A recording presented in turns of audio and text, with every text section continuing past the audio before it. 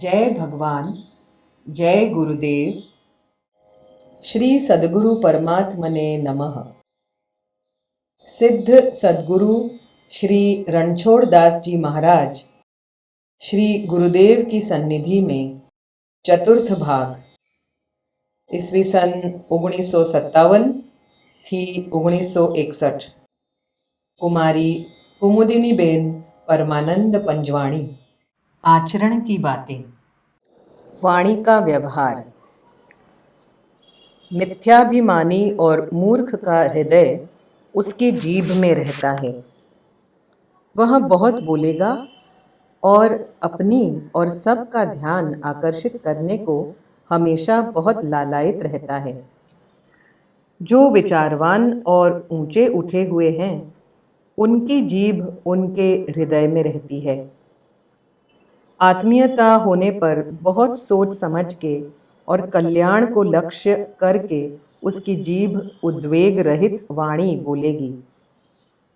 उस वाणी में गहरा प्रभाव होता है।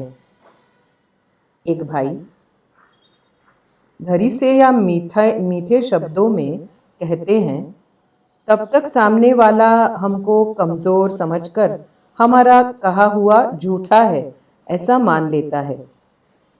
अथवा कोई काम के लिए कहा जाता है, तब सुनकर भी काम करता नहीं है।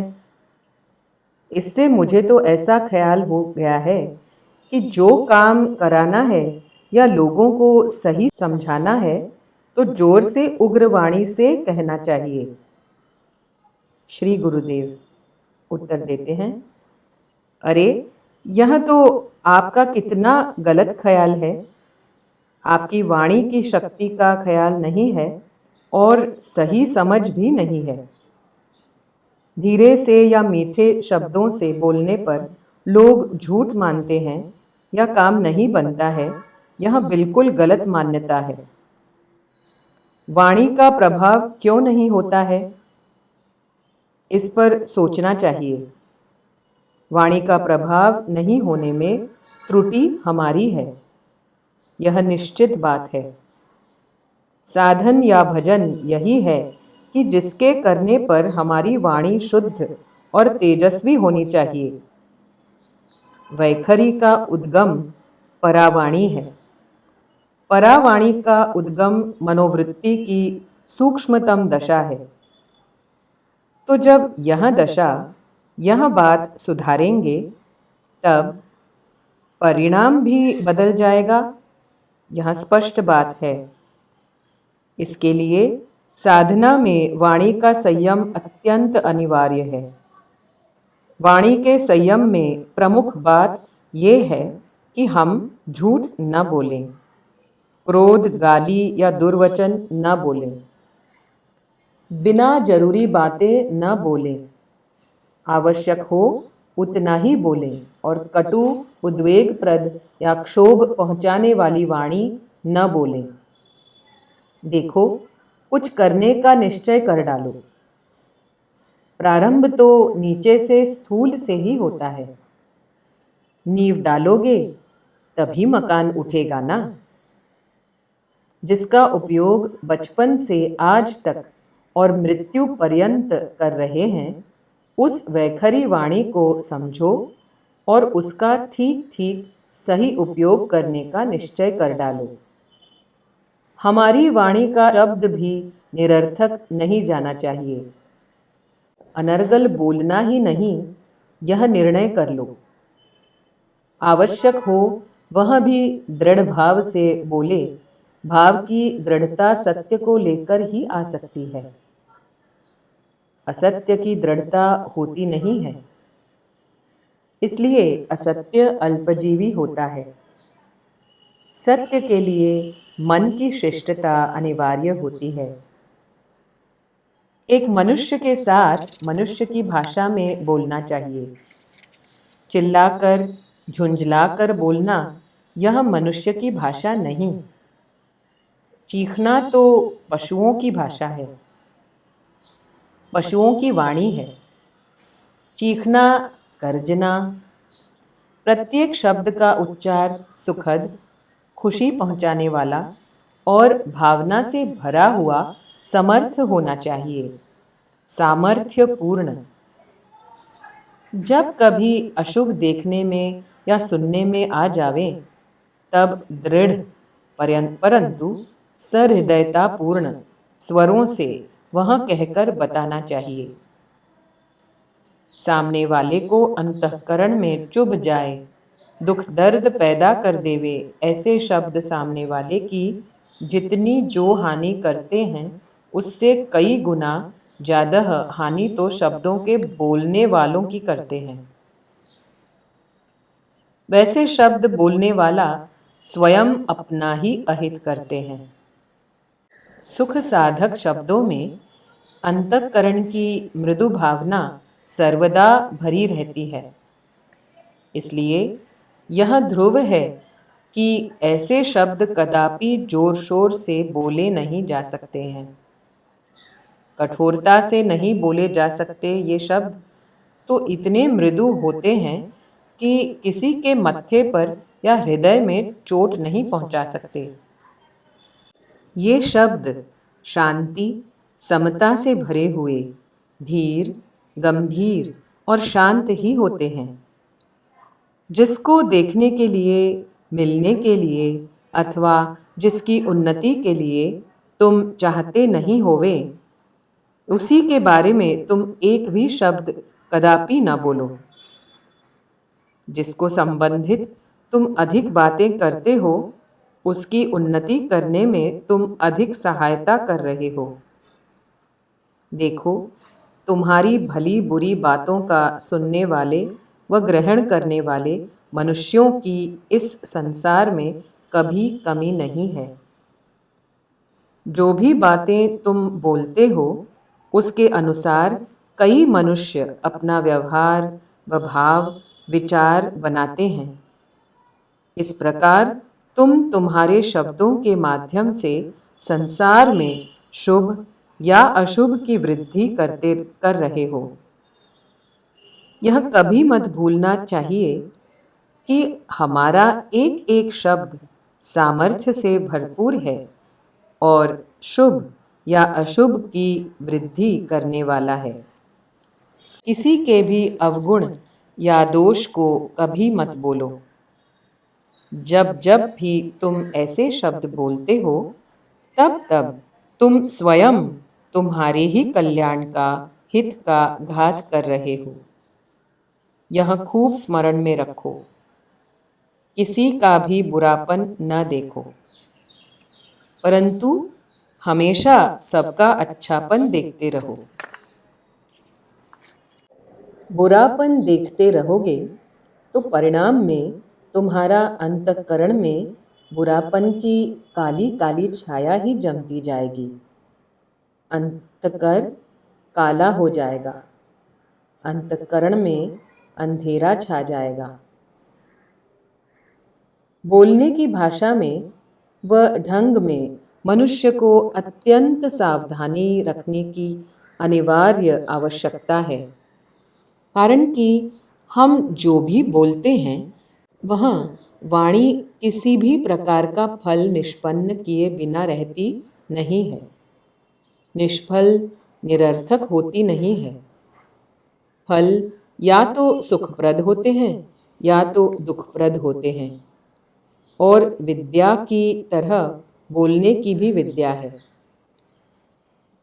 कल्याण चाहने वालों को अपनी वाणी को सुनियोजित, सुंदर और सुयोग्य बनाना चाहिए। पूर्व के कई दृष्टांत हमारे सामने आए हैं कि आशीर्वाद या श्राप को लेकर कई लोग सुखी या दुखी हो गए हैं। आशीर्वाद या श्राप वाणी से दिया जाता था, तो वाणी के सामर्थ्य का इस पर से ठोस प्रमाण मिल जाता है। वाणी के द्वारा हम अपना हित या अहित कर रहे हैं, यह स्पष्ट हो जाता है। हमारी आपत्ति, प्रतिकूलता आदि व्याधि व उपाधि के लिए प्रायः हमारी वाणी का दुरुपयोग ही कारण होता है। उसी तरह हमारी उन्नति, अनुकूलता व शांति, खुशी, स्वस्थता के लिए भी प्रायः हमारी वाणी का सदुपयोग ही कारण है। ऐसा किस प्रकार से होता है, क्यों होता है, इसका भी विज्ञान है। देखो, हम जो भी बोलते हैं उसका एक संस्कार उत्पन्न हो जाता है जो स्थायी रह जाता है। स्थायी कहाँ? यह संस्कार हमारे मन में या तो हमारे शरीर में या तो हमारे शरीर की भीतरी सतत हुई विविध क्रिया प्रक्रियाओं में या तो हमारे वासनात्मक कोश में या तो हमारे चारित्र्य में या तो हमारी बौद्धिक विविध शक्तियों में संस्कार जम जाता है। तात्पर्य कि यह संस्कार बीज हमारे चेतना के जीवत्व के किसी भी भाग पर पड़ जाता है।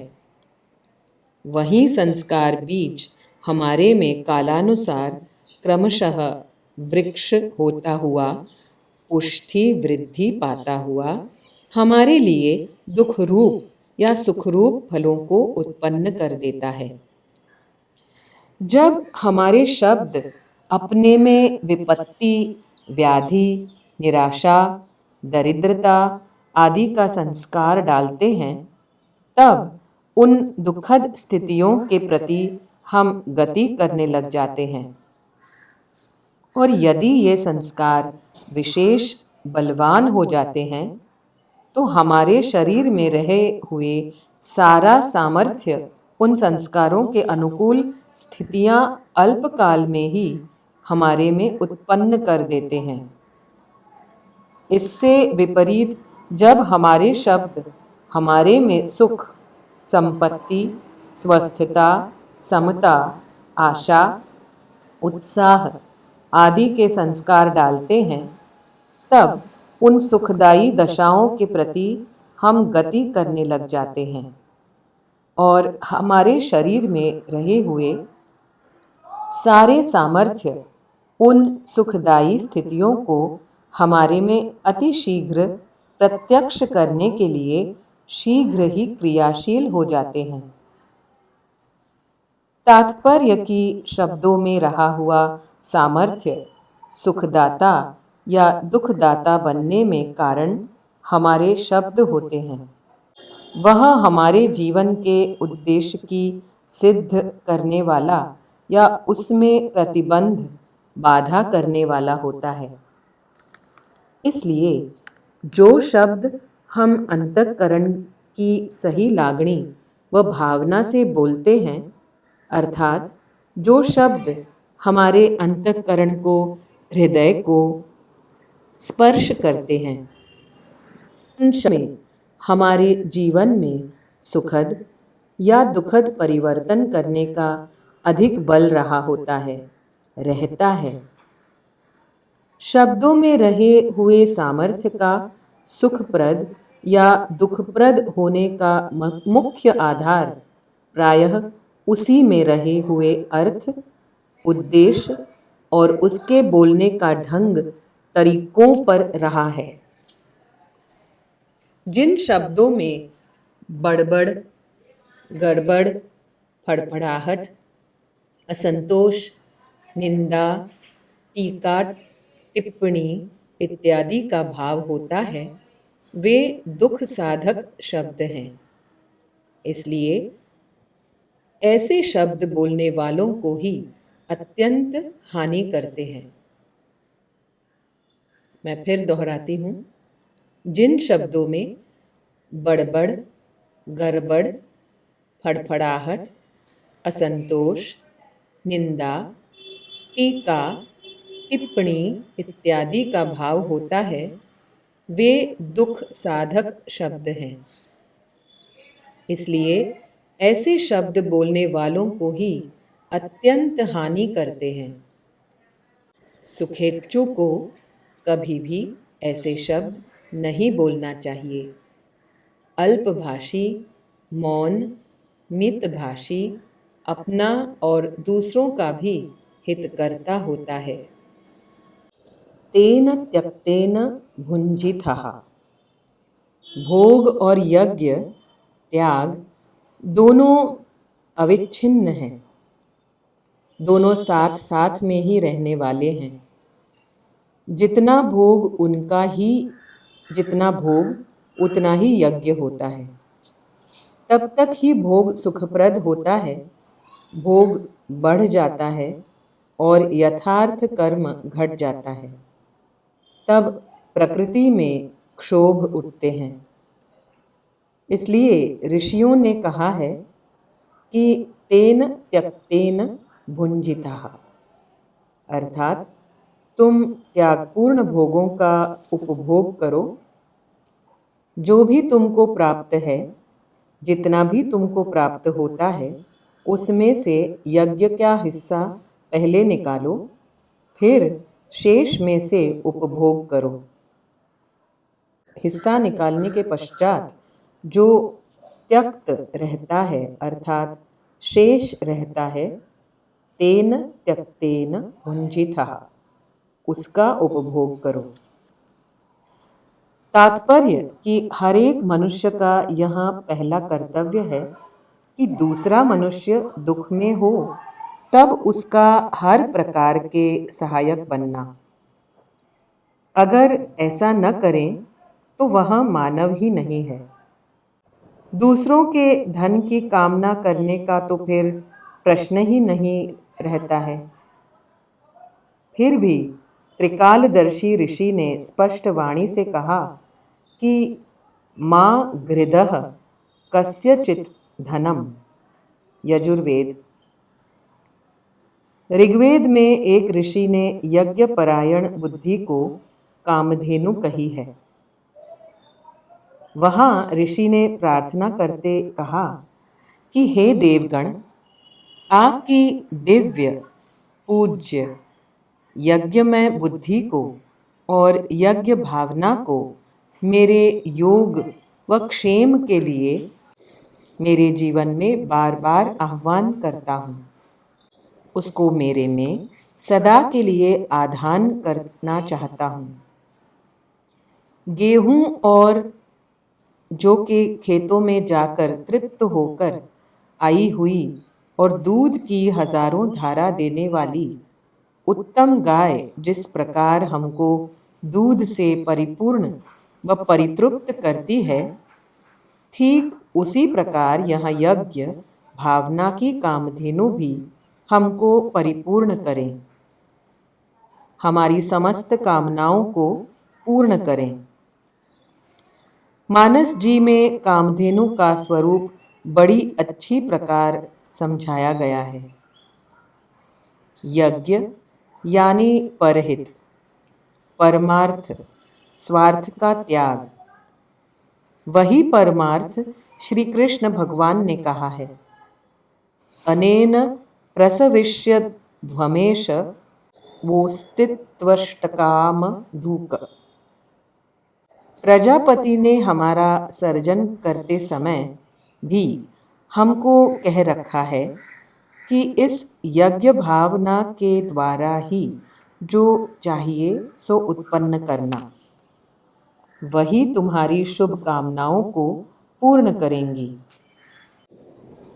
अभी तो तुम्हारे चारों ओर जो सत्य है ही, उसको देख भी नहीं सकते हो।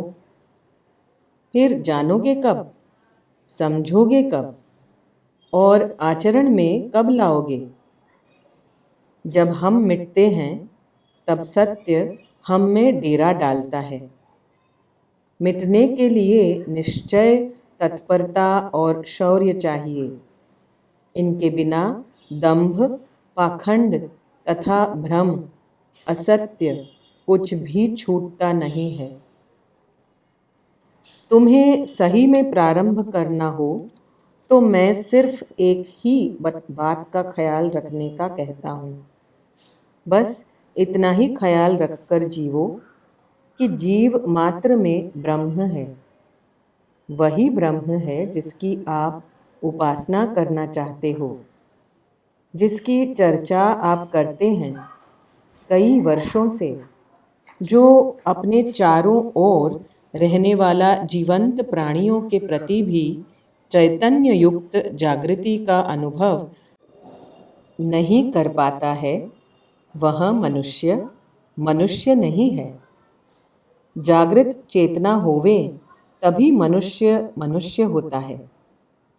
स्वार्थ व सुख, दुख, अनुकूल प्रतिकूलता आदि का जीवन तो पशु भी जी रहा है। स्वार्थ के घेरे में से बाहर निकालने वाले सत्य का दर्शन, पहचान व अनुष्ठान बतावें, वही धर्म है।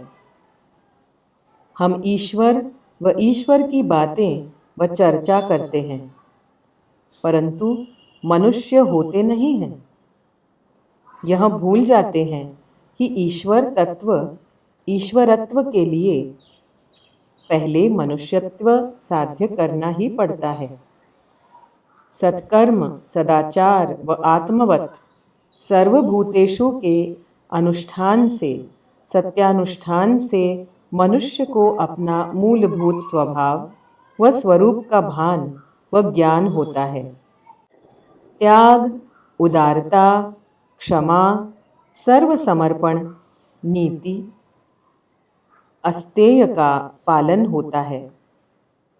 अर्थात मानवता आती है, पश्चात ईश्वरत्व आता है। तब तक नहीं हो। अपने आनंद की प्राप्ति की चाबी, अपने आत्मा की मुक्ति की चाबी अपने हाथों में ही है, और यह चाबी है अपनी करनी में उचित व पर्याप्त परिवर्तन, जो दूसरों की प्रगति, सुख, शांति, संपत्ति व आनंद, प्रसन्नता देखकर जलता है, उसका बहुत बुरा हाल होता है। दूसरों के ऊपर जो जो व जिस जिस प्रकार के मिथ्या कलंक लगाते हो, वही सभी कलंक तुम्हें अनेक जन्मों तक अनेक बार भोगना पड़ेगा। यह साफ व स्पष्ट बात है, ध्रुव है। जो भी बोलो पूरा सोच समझकर बोलो, और बोलने के पहले खूब पक्का करो, चौकस करो कि सही में क्या बात है। जो भी कार्य करो उसी के बारे में पहले खूब विचार लो, नक्की समझ लो तो अवश्य विजयी होंगे। श्री रामचंद्राय नमः। श्री पतित पावन चरण कमलेभ्यो नमः। श्री सद्गुरु परमात्मने नमः।